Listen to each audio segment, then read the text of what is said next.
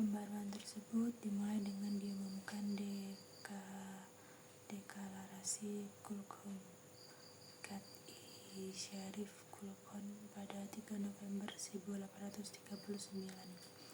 Tanzimat berakhir saat kepemimpinan Al-Abdul Hamid II pada tahun 1880, Mugini 1997, halaman 125.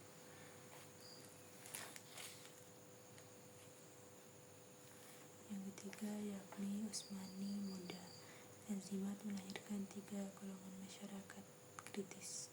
Pertama, golongan tradisional, kedua, golongan intelektual, dan golongan ketiga yang berkeinginan menghapus sultan sebagai sebuah kekuatan politik. Menurut Mugini 1997, halaman 132.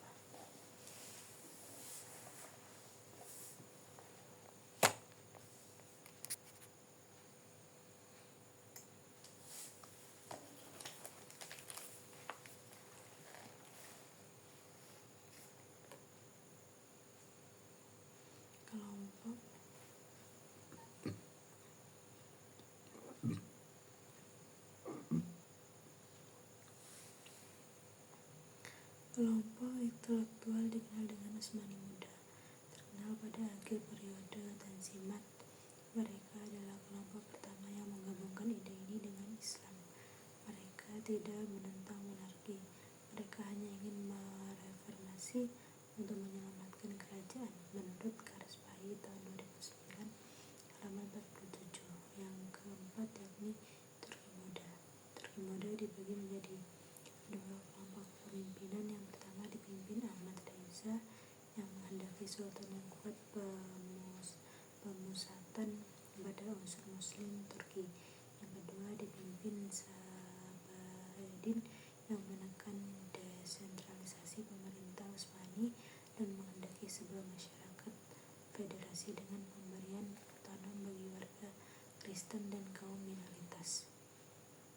Menurut Lapidus tahun 2000, halaman 79, kelompok ini kelompok pertama yang merancang industrialitas dengan disahkannya Undang-Undang Industri Law of Encouragement of Industry tahun 1909 dan diperbarui tahun 1915. Kemudian adanya pemikiran Mustafa Kemal Atatürk. Ia memiliki pandangan politik yang matang untuk membangun Turki.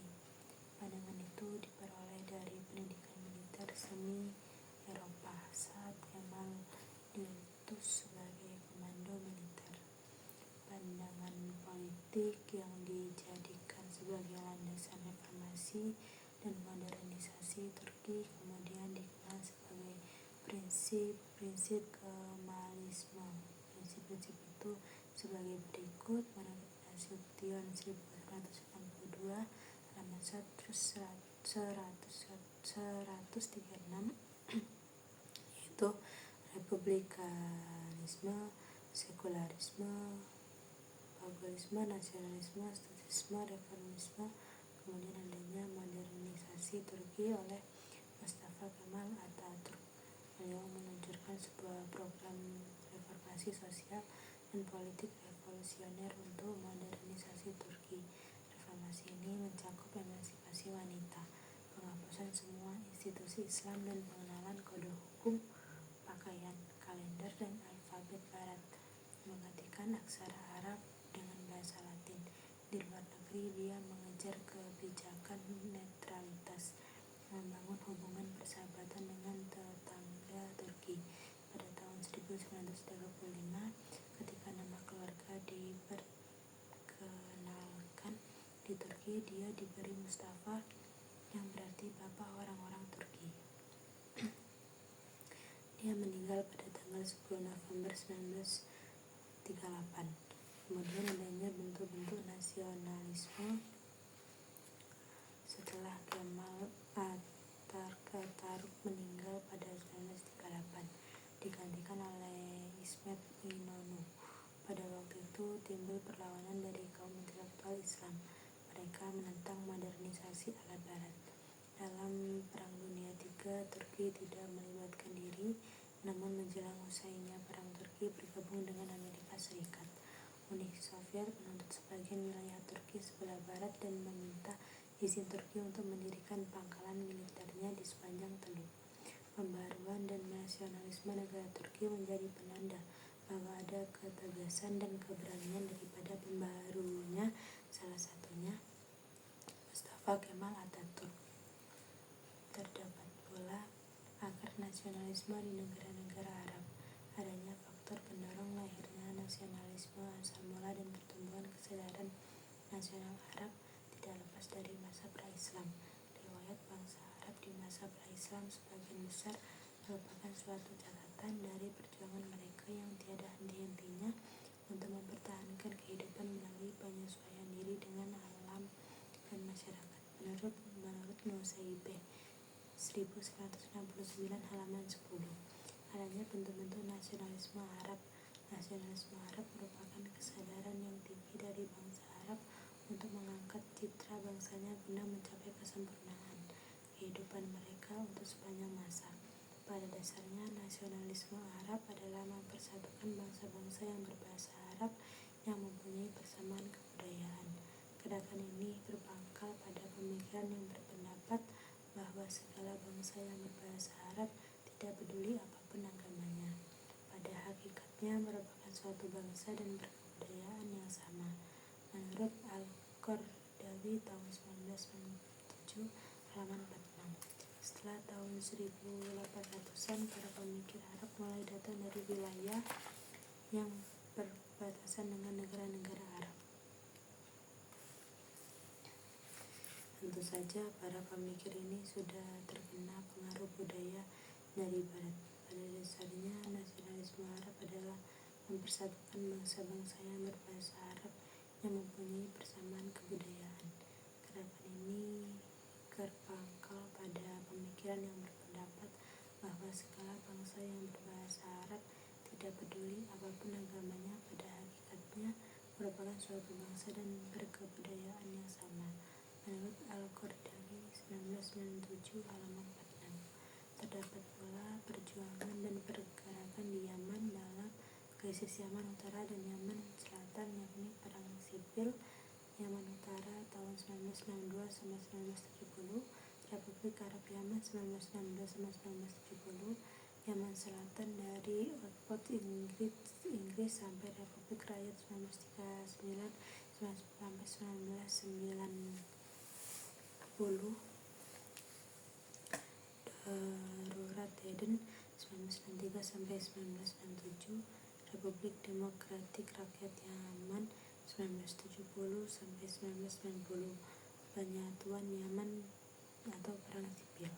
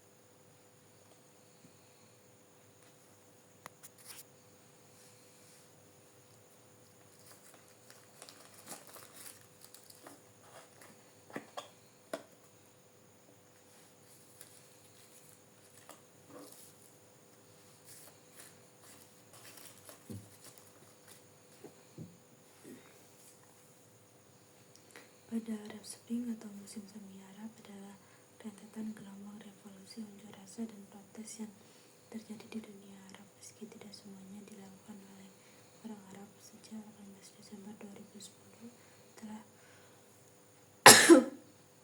telah terjadi revolusi di Tunisia dan Mesir, perang saudara di Libya, pemberontakan sipil di Bahrain, Suriah, dan Yaman, protes besar di Aljazair, Irak, Yordania, Maroko, dan Oman, dan protes kecil di Kuwait, Lebanon, Mauritania, Arab Saudi, Sudan, dan Sahara Barat. Kerusuhan di perbatasan Israel bulan Mei 2011 juga terinspirasi oleh kebangkitan dunia Arab. Menurut Carabico tahun 1998-1940, adanya pula pengaruh nasionalisme Mesir bagi negara-negara Arab dan kepentingan Barat. Wilayah Mesir sangat strategis bagi bangsa-bangsa Arab. Hal tersebut disebabkan karena peradaban Mesir berkembang sekitar 5.000 hingga 3.100 sebelum Masehi. Menurut Hiti tahun 2010 halaman 94, wilayah Arab khususnya atau Arab Utara di Asia Barat pada abad ke-18 diperebutkan oleh negara-negara imperialis. Pada tahun 1798, Napoleon melakukan serangannya ke Mesir, antaranya mendarat di Alexandria, kemudian menuju ke Kairo. Kemenangan ada pada Napoleon dan Mesir jatuh ke dalam kekuasaan Prancis. Menurut Hiti tahun 2010 halaman 925. Pada tahun 1918, 2 hari setelah mengakhiri peperangan dengan Eropa, saat Zebul-Pasha, seorang nasionalis yang menjadi Menteri Pendidikan, ditekan oleh pihak Komisioner Tinggi Inggris untuk mengakui kemerdekaan Mesir. Zaghloul meminta izin melanjutkan hubungan delegasi dengan London untuk mendiskusikan program kemerdekaan itu.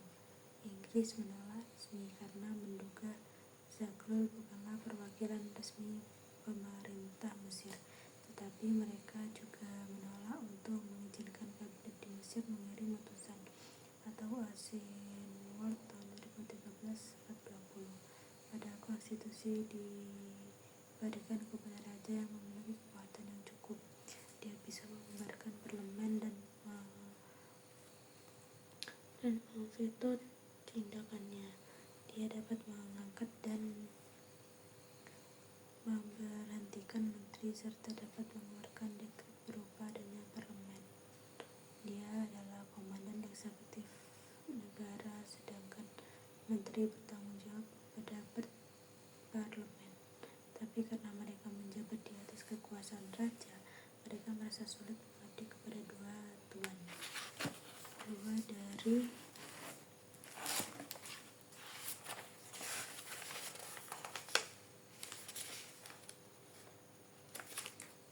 5 senator ditunjuk oleh raja, 3 dari 5 dipilih. Wajah Fuad bahkan muncul di perangko Mesir dan koin. Menurut Eisenhower tahun 2013 halaman 420.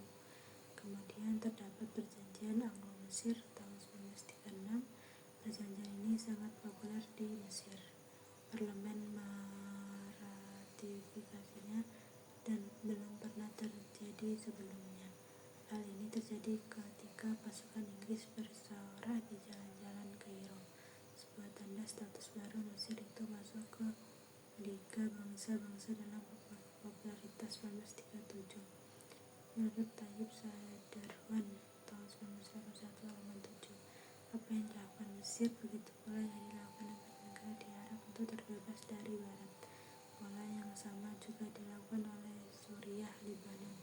Indonesia juga mengikuti jejak negara-negara yang terjajah. Maka perjuangan negara Mesir menjadi salah satu peletakan dasar pembaruan negara-negara bekas penjajahan asing.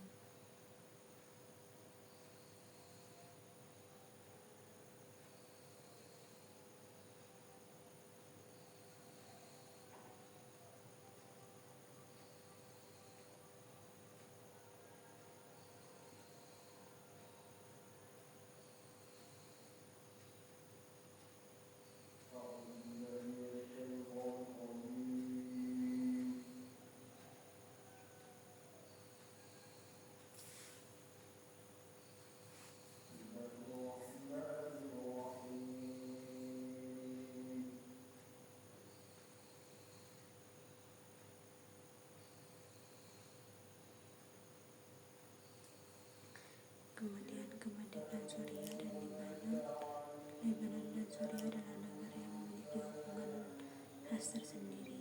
Secara adat istiadat ditinjau dari sejarah keduanya maupun secara geografis. Suriah dengan Lebanon merupakan negara tetangga yang berbatasan wilayahnya secara daratan.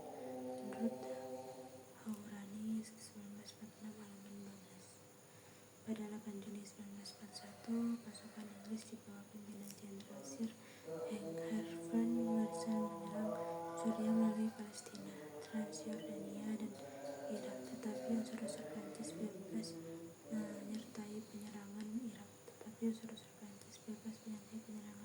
tersebut. Keadaan tersebut dikarenakan pada saat itu Suriah termasuk juga Lebanon berada di bawah kekuasaan Vichy dan pejabat Prancis yang anti-Inggris dan menolak Komite Prancis Bebas bentukan Jenderal de Gaulle. Menurut Kelvin 1998 halaman 38, terdapat perang Palestina-Israel serta dampaknya bagi Arab dan dunia. Konflik Palestina-Israel hingga saat ini masih menjadi isu yang dinamis. Dari segi historis, konflik Palestina-Israel sendiri telah berakar cukup lama dan dipengaruhi oleh berbagai kepentingan antara faktor antar konflik. Berikut merupakan beberapa faktor penyebab konflik Palestina-Israel menurut Ben Gurion halaman 163 halaman 65, yaitu perbedaan mengenai tanah leluhur, Zionisme, gerakan Rally-Fadah, dan munculnya Hamas. Ada beberapa alasan mengapa Israel menyerang Palestina, diantaranya pembagian wilayah, rasa tidak puas, beberapa usaha perdamaian yang telah dilakukan bahkan dengan bantuan PBB, diantaranya Revolusi 242, Dewan Keamanan PBB 1967, Perjanjian Perdamaian Camp David 1978, Konferensi Madrid 1991, Perjanjian Oslo 1993, Perjanjian Camp David 2000, Inisiatif Perdamaian Arab 2002, Peta Jalan Damai 2003, Annapolis 2007, Washington tahun 2010, Siklus Eskalasi dan Gencatan Senjata KTT Paris 2017. Serangan Israel terhadap Palestina, jilid di jalur Gaza telah banyak memakan korban dan ribuan nyawa tak berdosa melayang dengan sia-sia. Jumlah warga sipil yang tewas terus meningkat dari waktu ke waktu. Sementara itu, konflik antar keduanya tersebut memberikan dampak negatif pada Israel, begitu juga Palestina. Adanya pendudukan dan perjuangan kemerdekaan Iran dengan sejarah panjang peradaban dan kekaisarannya mengalami penderitaan besar di akhir abad pertengahan dan permulaan zaman modern.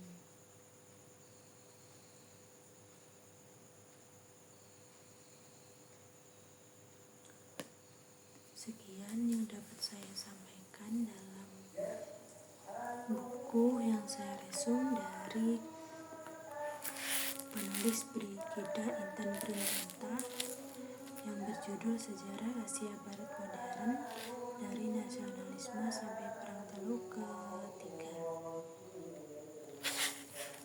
Saya mohon maaf bila mana ada kalimat yang salah atau kata yang kurang atau kata yang menyinggung. Saya mohon maaf. Terima kasih. Wassalamualaikum warahmatullahi wabarakatuh.